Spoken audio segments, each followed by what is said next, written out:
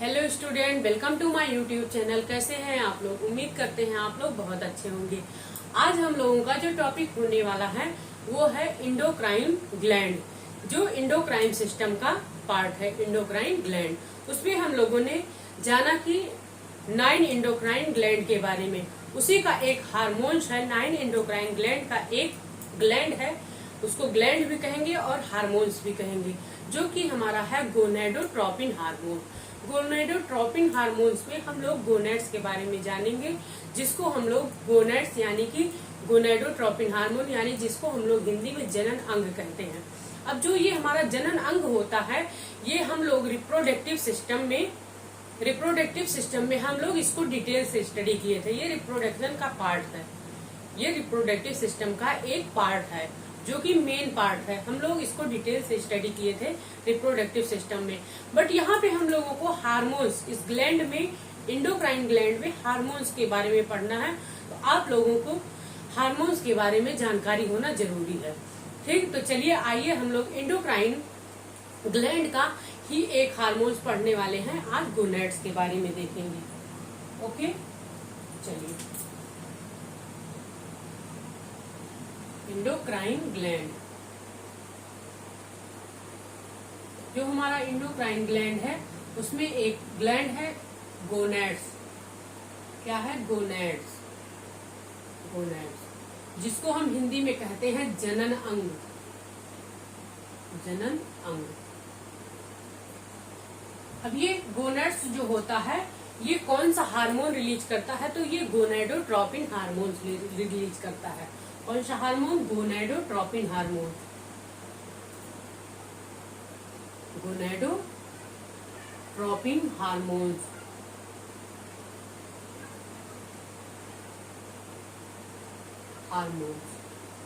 Okay. अब जनन अंग क्या होते हैं? ये गोनेड्स हार्मोन्स क्या होते हैं? इससे क्या होता है? इससे मेल के भी अंग बनते हैं, जनन अंग बनते हैं, और फीमेल के भी जनन अंग बनते हैं। अब ये जो गोनेड्स होते हैं, देखेंगे कि मेल के केस में क्या बनता है और फीमेल के केस में क्या बनता है। जिस तरह हम लोग रिप्रोडक्टिव सिस्टम में पढ़े थे कि मेल में क्या होता है, जो जनन अंग होता है वो क्या होता है? टेस्टिस होता है। और फीमेल में क्या होता है? ओवम होता है। तो ये क्या करते हैं, ये देखेंगे हम लोग मेल और फीमेल में, गोनेड्स के बारे में। मेल में क्या होता है और फीमेल में क्या होता है। अब मेल में हमारा क्या बनाता है? ये गोनेड्स जो है ये टेस्टिस बनाता है। टेस्टिस, जिसे हम लोग क्या कहते हैं?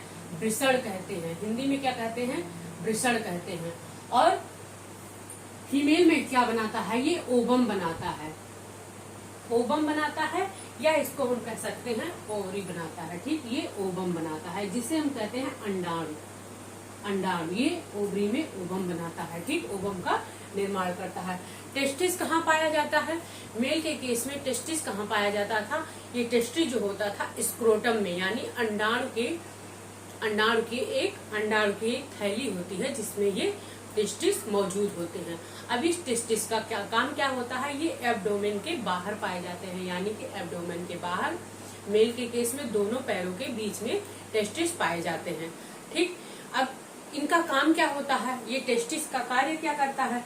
ये क्या बनाते हैं? ये स्पर्म बनाते हैं। क्या बनाते हैं? ये स्पर्म बनाते हैं। स्पर्म का निर्माण करते हैं। ठीक, इससे क्या बनता है? स्पर्म बनता है। ठीक, और इससे ओवम बनता है, यानी कि अंडाणु बनता है। ठीक, अब इसके आगे क्या होता है? इससे हार्मोन्स कौन सा रिलीज होता है? अगर मेल के केस में देखा जाए तो मेल के केस में ओनली 1 हार्मोन्स रिलीज होता है। वो भी कौन सा हार्मोन? जिसे हम लोग कहते हैं टेस्टोस्टेरोन हार्मोन। कौन सा हार्मोन ये रिलीज करेगा? ये टेस्टोस्टेरोन हार्मोन रिलीज करेगा।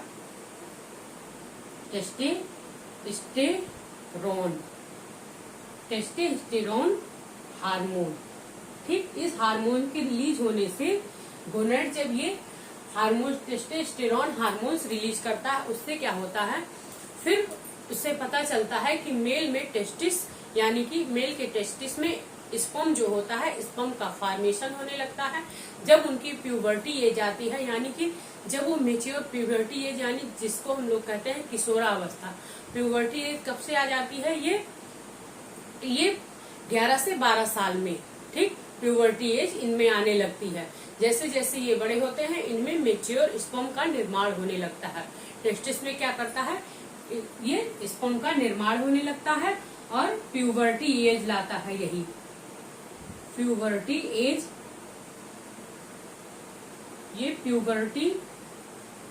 यही प्यूबर्टी एज लाता है, ठीक। इसी हार्मोन्स की वजह से टेस्टोस्टेरोन में पता चलता है कि ये मेल है। उनका धीरे धीरे आवाज क्या होगा, जैसे जैसे वो बड़े होंगे उनकी आवाज मोटी हो जाएगी, थोड़ी भारी होगी, फिर उनको दाढ़ी मूछ ये सब आने लगती है। इससे पता चलता है कि उनका प्यूबर्टी एज आ गया है और उनके अंदर टेस्टोस्टेरोन हार्मोन्स का रिलीज होने लगा है, ठीक। अब आइए मेल के केस में देखते हैं। तो यहाँ पे मेल के केस में, यहाँ पे मेल में हमारे 2 हार्मोन्स रिलीज होते हैं। ये गोनेड्स जो होता है, जनन अंग क्या करता है, यहाँ पे 2 हार्मोन्स रिलीज होते हैं। फर्स्ट हार्मोन्स का नाम है, दो हार्मोन्स रिलीज होगा जिसे हम लोग कहेंगे एंड्रोजन। एक एंड्रोजन हार्मोन्स रिलीज करता है और एक हार्मोन्स रिलीज करता है प्रोजेस्टेरॉन। क्या, प्रोजेस्टेरॉन हार्मोन्स, ठीक। ये दोनों क्या है, हार्मोन्स हैं, हार्मोन्स, ठीक। ये फीमेल में रिलीज होते हैं। ये जो हमारा प्रोजेस्टेरॉन हार्मोन्स है, इसको एक नाम से और एक हार्मोन्स के नाम से इसको और जानते हैं। प्रोजेस्टेरॉन को हम लोग प्रेगनेंसी हार्मोन्स के नाम से भी जानते हैं। किस नाम से, इसे हम लोग प्रेगनेंसी हार्मोन्स के नाम से जानते हैं, प्रेगनेंसी हार्मोन्स, ठीक। इसको हम लोग प्रेगनेंसी हार्मोन्स के नाम से जानते हैं। अब ये क्या दिखाता है, ये जो हमारा एंड्रोजन हार्मोन्स है, यही क्या करता है, जब ये एंड्रोजन हार्मोन रिलीज होता है तभी क्या होता है, फीमेल में प्यूबर्टी एज आता है। इसमें भी तभी इसमें प्यूबर्टी एज आता है। प्यूबर्टी एज लड़कियों में, फीमेल में देखा गया है कि 9 से 11 साल में प्यूबर्टी एज इनका आ जाता है, ठीक। और ऐसे केस में देखा गया है जब ये प्यूबर्टी एज में आ जाती हैं तो इनका क्या होता है, धीरे धीरे आवाज इनकी क्या होती है, 13 साल तक ये एकदम किशोरावस्था में आ जाएंगी तो इनका जो आवाज होता है धीरे धीरे पतला होने लगता है। सब देखा गया है, अलग अलग कैरेक्टर दर्शाते हैं फीमेल के। फिर उसके बाद में क्या होता है, प्यूबर्टी एज में इनका जो मेंस्ट्रुअल साइकिल होता है, मासिक चक्र होता है, ये भी स्टार्ट होने लगता है, ठीक। और क्या होता है, जो इनकी ओवरी होती है, ये ओवरी जो होती है, इनकी ओवरी में यहाँ पे मान लीजिए यहाँ पे ऐसे 2 ओवरी लगी होती है जो कि फैलोपियन ट्यूब में, यहाँ पे ओवरी में इनके क्या होता है, ढेर सारे ओवम जो है रिलीज होने लगते हैं, ठीक। ढेर सारे ओवम रिलीज होने लगते हैं और उससे पता चलता है एंड्रोजन का बस यही काम होता है कि ये प्यूबर्टी एज लाता है, ठीक। प्यूबर्टी लाता है और ओवम का निर्माण हो जाता है। फिर जो हमारा ये जो प्रेगनेंसी हार्मोन्स है, इसका काम क्या होता है, प्रेगनेंसी हार्मोन्स इसे क्यों कहते हैं, प्रोजेस्टेरॉन को, क्योंकि जब ये बच्चा जब माँ के यूट्रस में, गर्भ में होता है, माँ के गर्भाशय में जब बच्चा होता है तो ये हार्मोन्स क्या करता है, उसी दौरान ये जो प्रेगनेंसी हार्मोन्स होता है वो रिलीज होता है।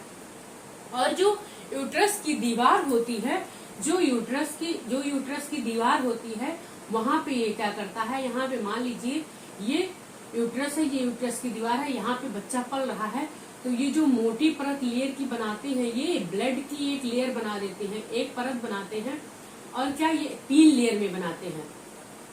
ये जो लेयर होता है यूट्रस का, ये 3 लेयर में होता है। मसल्स होता है जिसको, ये 3 लेयर होता है जिसको ये क्या करता है, इस लेयर को ये प्रोटेक्ट करता है, प्रोटेक्शन करता है। इसीलिए ये प्रेगनेंसी हार्मोन्स रिलीज होता है। फिर बाद में क्या होता है, जब बच्चा बड़ा हो जाता है, 9 महीने तक अपने माँ के पेट में पलता है, उसके बाद जब डिलीवरी होने वाली रहती है तब भी ये हार्मोन्स क्या करता है, इसकी वजह से ही मसल्स में कॉन्ट्रैक्शन होता है, जिससे क्या होता है, आसानी से डिलीवरी होने में ये मदद करता है। इसलिए इसे प्रोजेस्टेरॉन हार्मोन और प्रेगनेंसी हार्मोन्स के नाम से जानते हैं। इतना हमारा गोनेडोट्रोपिन के बारे में था, ठीक।